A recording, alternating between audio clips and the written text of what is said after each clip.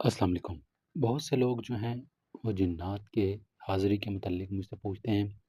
मैं हर इंसान को अलग-अलग अमल तो नहीं बता सकता, लेकिन आज आपके लिए एक ऐसा अमल लेकर हाज़िर हुआ हूँ जिससे जो भी करेगा इंशाल्लाह कामयाब पाएगा।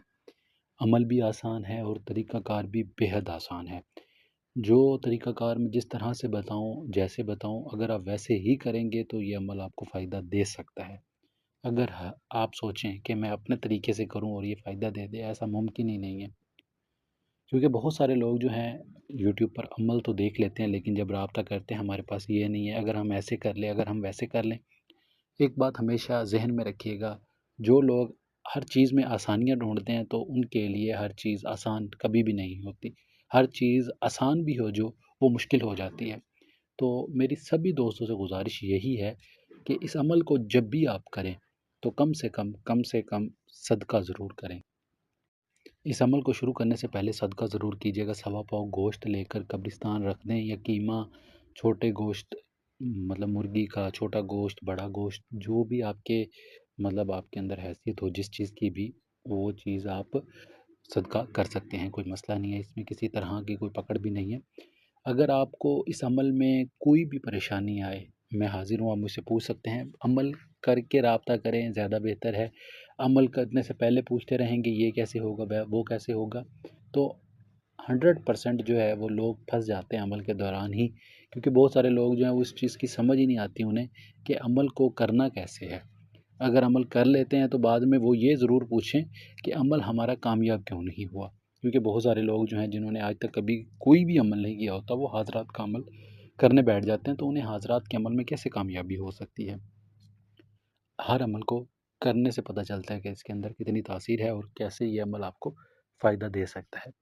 तो बढ़ते हैं अपने अमल की तरफ। जो इस अमल में अल्फ़ाज़ पढ़े जाएँगे वो ये है, सूरह मुज़म्मिल की पहली 2 आयत जो हैं वो इस अमल में पढ़ी जाएँगी। सूरह मुज़म्मिल की आयत पढ़ने से पहले आपने ये 2 अल्फ़ाज़ जो हैं, जो मैं आपको बताने लगा हूँ, ये पहले लाज़मन पढ़ने हैं।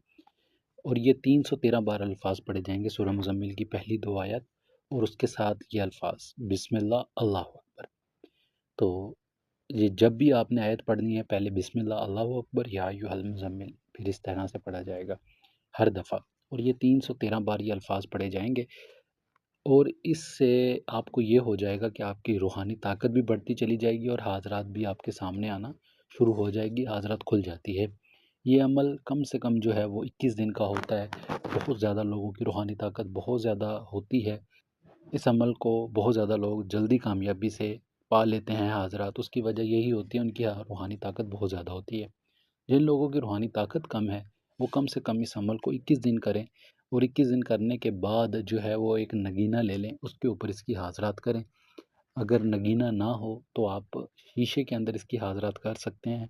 और शीशा जब भी आपने हाज़रात के लिए लेना है, शीशा आपने अपने कद के बराबर लेना है। अगर आप बैठकर हाज़रात करना चाहें तो आप बैठे हों, तो आपका सर जो है वो शीशे के अंदर आपको नज़र आए। ये ना हो कि छोटा-सा शीशा हो जिसके अंदर आपने हाज़रात करनी हो, वो आपको पता ही नहीं चलेगा कि हाज़रात उस शीशे में हुई भी है कि नहीं। इसके अंदर कोई परहेज़ नहीं है। सदका ज़रूर कीजिएगा, सदका कह लें, खैरात कह लें। सवा पाव गोश्त, कोई भी हो, मुर्गी का, बड़े का या बकरे का, जो भी आपसे सरे बने, आप इसका सदका दे सकते हैं। कोई मसले वाली बात नहीं है, कोई किसी तरह की कोई पकड़ नहीं है।